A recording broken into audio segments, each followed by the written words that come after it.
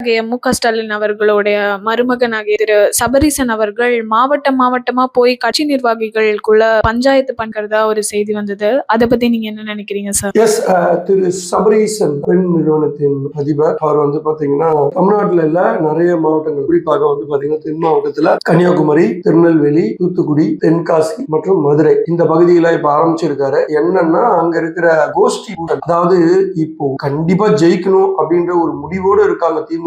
ஏன் அப்படின்னா திரு மு.க. ஸ்டாலின் அவர்களோட மகனான திரு உதயநிதி ஸ்டாலின் அவரை எப்படியாவது சிஎம்மா உட்கார வச்சிடணும் அப்படின்றதுதான் இவங்களோட எண்ணம். ஏன்னா இவர் காலத்துக்கு அப்புறமா உதயநிதியால கண்டிப்பா சொல்றாங்க சிஎம் எல்லாம் உட்கார முடியாது, அவர் கட்சியே இல்லாம போயிடும். ஏன்னா இதுக்கு ஒரு பெரிய பாலிடிக்ஸ். இவங்க இவரால இவங்க எல்லாரையும் பெருந்தலைங்களா இருக்கட்டும், இப்ப இருக்கிற கட்சிகளா இருக்கட்டும், கட்சி நிர்வாகிகளா இருக்கட்டும் சமாளிக்க முடியுமான்னு கேட்டா திரு உதயநிதியால சமாளிக்கிறது ரொம்ப கஷ்டம். அதனாலதான் திருமதி துர்கா அம்மா, அதாவது முதல்வரோட மனைவி, அவங்க தன் பிள்ளையை எப்படியாவது சிஎம் சீட்ல உட்கார வச்சிடணும் அப்படின்னு நினைக்கிறாங்க. அதுக்கப்புறமா கட்சி அவரோட கண்ட்ரோல்ல வந்துடும், பிரச்சனை இருக்காதுன்னு. சோ அதனோட முன்னோட்டமா தான் என்னன்னா தன்னுடைய மருமகனுக்கு சில ஐடியாஸ் எல்லாம் பேசிட்டு இருக்காங்க. பேசி மருமகன் அழைச்சு இதெல்லாம் பண்ணணும்னு சொல்லி சில விஷயங்கள் பேசினதா சொல்லப்படுது. அதனாலதான் அவர் தமிழ்நாட்டுல உள்ள எலெக்ஷனுக்கு முன்னாடி அத்தனை மாவட்டத்துக்கும் விசிட் அடிச்சு அங்க இருக்கிற நிர்வாகிகளிடம் பேசி, அங்க இருக்கிற எம்எல்ஏ அண்ட் கரண்ட் மந்திரிங்க, அதுக்கப்புறமா மாவட்ட செயலாளர்கள், இவங்க எல்லாம்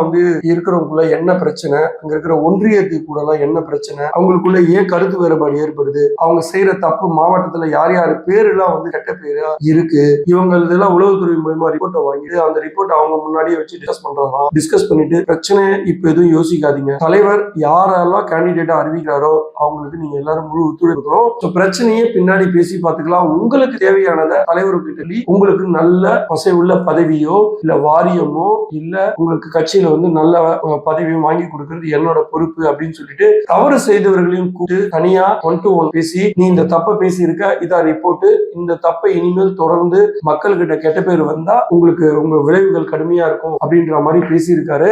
இது ஒரு விதத்துல அவங்களுக்கு பலன் அளிக்கும்னு அவங்க நினைக்கிறாங்க. ஆனா என்ன கேட்டீங்கன்னா கண்டிப்பா பலன் அளிக்காதுன்னு தான் நான் சொல்ல முடியும். ஏன்னா ஆல்ரெடி தூத்துக்குடியில இவர் போய் பஞ்சாயத்து பண்ணது திருமதி கனிமொழி அவர்களுக்கு ரொம்ப தர்ம சங்கடமா இருக்கு. ஏன்னா அவங்களுக்கும் சில மாவட்டங்களை ஒதுக்கி இருந்தாங்க. அந்த மாவட்டத்துல இவர் போய் ரகசியமா இந்த மாதிரி எல்லாம் பண்றது, அவங்க கிட்ட எதுவுமே டிஸ்கஸ் பண்ணாம இல்ல அவங்கள கூப்பிட்டு வச்சுட்டு கலந்து ஆலோசிக்காம இவர் இப்படி பண்றது அவங்க குடும்பத்துக்குள்ளேயே பெரிய பஞ்சாயத்தா போயிட்டு இருக்கு. சோ இது வெற்றி அடையுமா வெற்றி அடையாதா என்றது தேர்ந்தெடுக்கணும். சார், இன்னைக்கு தினமலர்ல டீ கடை பெஞ்ச் ஜெயராமன்